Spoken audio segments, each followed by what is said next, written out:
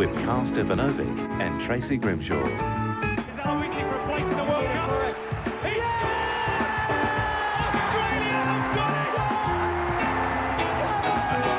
John Aloisi, the Confederations Cup hero, has done it! Yes, everyone, for the first time in 31 years, in case you missed it, the Socceroos are heading back to soccer's biggest stage, the World Cup. John Aloisi's winning penalty strike ended one of the most dramatic nights in our sporting history and touched off wild celebrations around the country. What is a man to do if not take off his shirt? What is it with the shirt thing in soccer? What is it with the shirt's the first thing to go away? Well, I can tell you, when you score a goal of that magnitude, you can do whatever you like. You have to take off something. You can do whatever you like. Are you a little sleep deprived today? I am a little bit tired. I slept in, actually. I had an extra hour's sleep accidentally That's because right. I was so excited last night. Of course, I went to bed. I went to bed at, midnight. You'd have hardly been able to sleep. I wasn't able to sleep because I was busy planning our trip to Germany next year. How I can funnel money away without the wife seeing it. Oh, and, you're just managing to keep that a secret. Morning, Cass. You can deal with him a little bit later.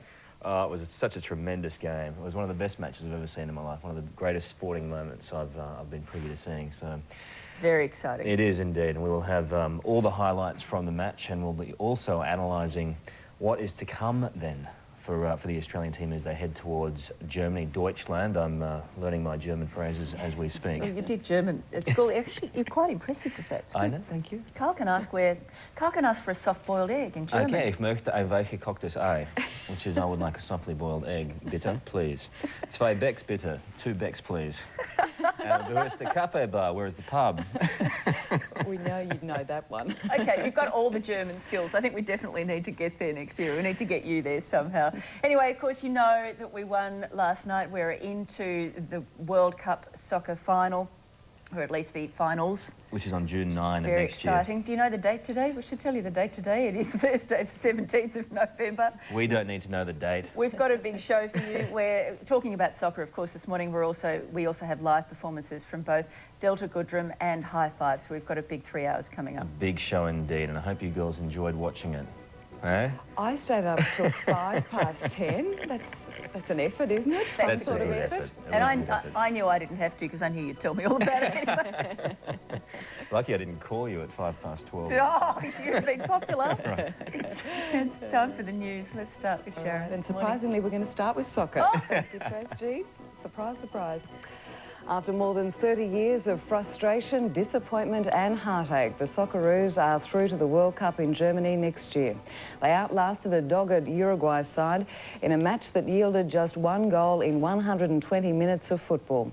The World Cup dreams of 2 nations all came down to a penalty shootout, a heart-stopping duel to the end.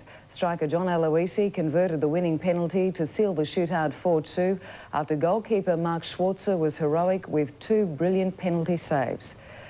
The wild scenes of celebrations in the dressing rooms were matched by fans around the country, Australians finally discovering a passion for football, an outpouring of pure emotion.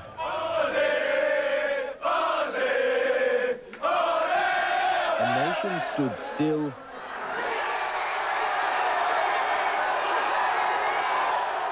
and a 32-year dream turned into reality, sparking one of the biggest celebrations this country has ever seen. For the 80,000, mostly green and gold supporters at Sydney's Telstra Stadium, emotions spilled out. Smiles and cries, hugs and kisses. Strangers became friends. The land down under was on top of the world. The painful memories of World Cup campaigns gone by, now distant afterthoughts, a new focus has taken shape. In 7 months' time, Australia will battle the best of the best in the game's most elite competition. The pandemonium at the Olympic precinct quickly spread throughout Sydney. Here on George Street in the city, it's only just 2 a.m. At the team hotel, at around the same time, the players were greeted as heroes. Sheer joy that the road to Germany is finally open. We're going to Germany! Hey, Sarah, Sarah! Peter Stefanovic, National 9 News. A single kick to end 3 decades of disappointment.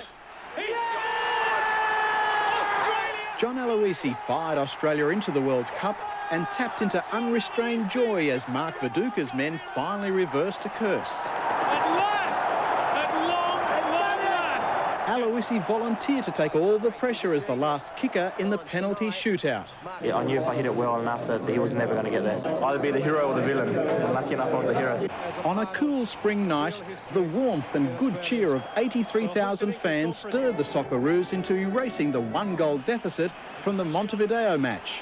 And 2 minutes after Harry Kuehl came on as substitute, his crisp interplay with Mark Viduka unhinged the Uruguay defence, and Marco Bresciano burst the net with a bullet. And it's in! Australia have scored! I mean, I didn't even know where the ball went. When I got up, I saw the net move and I saw the ball in the net. So I knew it was a goal, but that was something that we were looking for. The early goal in the first half. Australia could look Uruguay straight in the eye, and early in the second half, the South Americans were rocking. Cahill with a header.